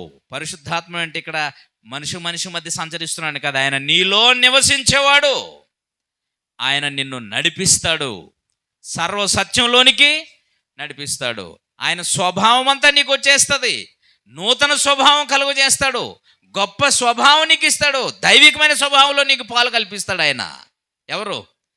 పరిశుద్ధాత్మ. అలాగా దేవుని రాజ్యంలో ఒక ఆత్మ సంబంధిగా నీవు ఏమనుభవిస్తావు? ఆనందాన్ని అనుభవిస్తావు. ఆత్మ సంబంధమైన ఆనందాన్ని అనుభవిస్తావు. సమాధాన బంధాన్ని కలిగి ఉంటావు. నీతి, న్యాయము, సత్యం, నమ్మకత్వం అనే వాటిని కలిగి ఉంటావు. దేవుని రాజ్యం అంటే ఇది దేవుని రాజ్య స్వభావం. దేవుని రాజ్య స్వభావం. రాజ్యం వచ్చింది, అది ప్రభువైన క్రీస్తు యొక్క సంఘం. ఆ సంఘము మొదటి శతాబ్దంలో ఏ విధంగా స్థాపించబడింది, పెంతెకోస్తు పండుగ అనే సంఘం ఎలా ఉందో 2వ అధ్యాయం 4వ అధ్యాయం చదివితే తెలిసిపోదు. అపోస్తుల కార్యంలో అది సమాధానము, నిష్కపటమైన ప్రేమ, నిస్వార్థం, త్యాగం. అదే సంఘం. ఆ సంఘపు నమూనా కావాలి. అదే దేవుని రాజ్యం. యాక్చువల్గా ఆ నమూనా లేనిది క్రీస్తు రాజ్యం కాదు. ఆ నమూనా రావాలి, ఆ పునాది మీద కట్టబడాలి సంఘం. ఓకేనా? ఇప్పుడు ఆ సంఘములో ఈ స్వభావం ఉండాలి. ఆ సంఘం అని చెప్పుకునే ప్రతి వ్యక్తి ఈ స్వభావాన్ని కలిగి ఉండాలి. అంతేకాదు, ఆ రాజ్యంలో నువ్వెవరు? రాజులు మరియు యాజకులు. రాజులు మరియు మీరు రాజులైతే మీ అందరినీ రాజులుగా చేసిన రాజుగారితో కలిసి ప్రతి వారం ఏం చేస్తారనమాట? ఇప్పుడు ప్రతి ఆదివారం ప్రభు బలిలో పాలు పొంది మహానుభావులు ఎవరు చేయలేస్తానో సరే. ఎందుకు పాలు పొందుతారు మీరు ప్రభు బలిలో? అది దేవుని రాజ్యం అని పొందుతారా? క్రైస్తవులం కాబట్టి ఆదివారం ఆరాధనలో బల్ల విరవటం అలవాటు కాబట్టి బల్ల విరుస్తారా? అనాలోచనగా పొందకూడదుమా? రాజ్యపు బల్ల అంటేనే, ప్రభు బల్ల అంటేనే అది ఆయన రాజ్యానికి సంబంధించింది. మిమ్మల్ని రాజులను చేశాడు. రాజులను చేసి తనతో పాటు కలిసి భోంచేసే అర్హతని ఇచ్చేశాడు. రాజ్య సంబంధిగా చేసిన తర్వాత, అంటే నిన్ను క్రైస్తవుని బాప్తిస్తున్నారు రాజ్యంలో చేర్చిన తర్వాత. ఓకేనా? ఇప్పుడు నువ్వు రాజుగారి దగ్గరతో ఆయనతో కలిసి బల్ల మీద కూర్చొని భోంచేయడానికి వస్తే రాజుగారు నిన్ను అడగరా? రాజుగారు, బాబు రాజ్యం నువ్వు ఏం చేసి వచ్చావు? రాజుగా నిన్ను చేసినప్పుడు నీకు బాధ్యతలు ఉంటాయా ఉండవా? రాజ్యభారం ఉంటుందా? రాజ్య విస్తరణ ఉంటుందా? రాజ్యంలో నీ వంతు పని చేయాలనా? చెప్పండి, మీరు ఏం చేసి వచ్చారు? మీరు ఎట్లా రాజులు అయ్యారు? మీరు ఎట్లా క్రీస్తు సంఘ సభ్యులు అయ్యారు? చెప్పుకోవడానికి అదే అంటుంటారు, మొక్కటము లేని అంటే ఏమున్నదన్నమాట వీళ్ళకి? ఏ అధికారం ఉండదు. సింహాసనం లేని, మొక్కటం అంటే ఏంటండి? సింహాసనం లేని రాజులు. యాక్చువల్గా ఆ భాష వేరే. మొగటం లేదు అని అంటే అతనికి అధికారం ఒకటి లేదు కానీ చాలా మంచోడు అని. కానీ ఇక్కడ మీకు ఈ కిరీటము లేదు, ఈ రాజ్యాన్ని కూర్చిన భారము లేదు. మీరెట్ట రాజులు అవుతారు? రాజ్యంలో ఓడవడానికి కూడా పనికిరారు మీరు. అర్థమైందా మీకు? ఏందనుకుంటున్నారు రాజ్యం అంటే, దేవుని రాజ్యం అంటే? నీ బాధ్యత ఏంటి చెప్పు? నువ్వేం చేసావు? నువ్వు చేసిన పనిని తీసుకొని రావాలి రాజుగారి దగ్గరికి. రాజ్యపు బల్ల అంటే రాజుగారితో కలిసి భోంచేసే అవకాశం ఇచ్చినప్పుడు రాజ్యాన్ని గురించి విచారం చేయడా రాజుగారు? ఎత్తర చేయరా? ఆమె చేసినప్పుడు మిమ్మల్ని అడగరా? రాజ్యం కోసం ఏం చేసి వచ్చావు నాయనా? ఎవరికని చెప్పావు క్రీస్తు మరణాన్ని? అంధకార సంబంధం అధికారంలో విడిపించడానికి ఏమైనా ట్రై చేసావా? పోనీ ఈ రాజ్యంలో అదే చెప్పాను, బాప్తిసం తరగతుల కోసం మీరు మీటింగ్ పెట్టుకున్నారంటే సంఘం అంతా వచ్చి పనిచేయాలి. ఎందుకంటే ఒక పాపిని రక్షించటం కంటే సంఘానికి శ్రేష్టమైన గొప్పదైన పని మరొకటి ఉండదు. అలాంటప్పుడు ఆ పనిలో నా వంతు, నా భాగం 10, 50, 100 నా పని, నా చెయ్యి అని ఉన్నప్పుడే నువ్వు ఆయన రాజ్యంలో బాధ్యత గల పౌరుడివి. బాధ్యత ఏమీ లేకుండానే నీ క్రీస్తు సంఘ సభ్యుని ఏడు చెప్పుకో మాకు. నిజంగా చెప్తున్నాను, ఆయనకి ఎందుకు అవమానం అలాగా? నువ్వు క్రీస్తు రాజ్యమునకు చెందినవాడైతే నువ్వు ఖచ్చితంగా రాజ్యాన్ని గురించిన భారం కలిగి ఉంటావు. రాజ్య క్షేమాభివృద్ధి కొరకు పాటుపడతావు. రాజ్య విస్తరణ కొరకు ప్రయాసపడతావు. బాధ్యత ఉంది. ముందే చెప్పా, రాజ్యంలో బాధ్యతలు కూడా ఉంటాయి. బాధ్యతలు నిర్వహించాలి. అలాగే ఇందులో ఇంకేముంది? స్వభావం ఉంది. ఆ స్వభావం ఉంటేనే మీరు బాధ్యతను కరెక్ట్గా నిర్వహించగలరు. క్యారెక్టర్ లెస్ ఎవరైతే ఉంటారో వాళ్ళకి బాధ్యతలు ఉండవు. కాబట్టి బాగా ఆలోచన చేయండి. ఇప్పుడు చెప్పండి, దేవుని రాజ్యం వచ్చిందా రాలేదా? ఏదది? ఎప్పుడు వచ్చింది? చరిత్ర ప్రకారంగా రోమా సామ్రాజ్యము అధికారంలో ఉండగానే దేవుడు తన రాజ్యాన్ని భూమి మీద స్థాపించాడు. ఆ సంఘమే, ఆ రాజ్యమే ప్రభు అయిన క్రీస్తు యొక్క సంఘమని కొన్ని ఆధారాలు మేము ముందు ఉంచాను. ఇది మీకు ఈరోజు డిఫరెంట్ కోణంలో చెప్పాను దాన్ని. కాబట్టి ఈ రాజ్యం స్వభావము మీకు ఉండాలి. ఈ రాజ్యమును గూర్చిన బాధ్యత కలిగి ఉండాలి. ఇది లేనప్పుడు మీరు క్రీస్తు రాజ్య సంబంధులు కానే కారు. బాప్తిస్మం పొందుతున్న వాళ్ళు ఎవరైనా ఉంటే మీరు నిజంగా దేవుని రాజ్యమును గూర్చి ఎరిగిన వారే బాప్తిస్మం పొందాలా. దేవుని రాజ్యంలో ప్రవేశించడానికి బాప్తిస్మం పొందాలి. కానీ పెళ్లి కోసం బాప్తిస్మం పొంది పెళ్ళి అయిపోయింది. దేవుని రాజ్యంలో ప్రవేశించితే దేవుని రాజ్యం శాశ్వతమైంది, భూమి మీద ఉంటుంది. భూమి మీద నుంచి తండ్రికి కూడా అప్పగించబడుతుంది. కాబట్టి ఈ కారణంతో నువ్వు బాప్తిస్మం పొందుంటే, ఈ రాజ్యంలో ప్రవేశించాలని పొందుంటే వెల్, సూపర్, నువ్వు ధన్యుడివి, మహాభాగ్యవంతుడివి. ఇది ఈ రాజ్యం కోసం పొందాల్సిన బాప్తిస్మం. ఓకేనా? అర్థమైందా? వ్యర్థమైందా? ప్రార్థించుకుందాం. కన్న తండ్రి, నీ ఘనమైన నామానికి స్తోత్రములు నాయన. మీరు ప్రేమించి అనుగ్రహించిన ఈ దినము నీ రాజ్యమును గూర్చిన సత్యము మాకు తెలియజేసిన మీ ఆత్మ నడిపింపు కొరకు కృతజ్ఞతలు తండ్రి. నీ మాటలు ప్రజల హృదయాల్లో ఫలింపు చేయండి. నీ ప్రజలు నీకు దగ్గర ఉన్నట్లు ఆశీర్వదించండి. నీ ఆలోచన వారి హృదయాలలో స్థిరముగా నిలిచుడున్నట్లు కృప చూపించండి. మేము బాగా చెప్పాము అనే ఆలోచన కాకుండా నీ పిల్లలు నీ కొరకు బాగా బ్రతకాలి అనేటువంటి ఆలోచనతో నీ మాటలు వారు హృదయం ముందుంచుకొని బ్రతుకున్నట్లు నీ పిల్లలకి జ్ఞాపకం చేసుకొని దీవించండి. సకల విధములైన మహిమ ఘనత నీకు చెల్లిస్తూ క్రీస్తు నామమున ఈ ప్రార్థన మీకు సమర్పిస్తున్నాము తండ్రి.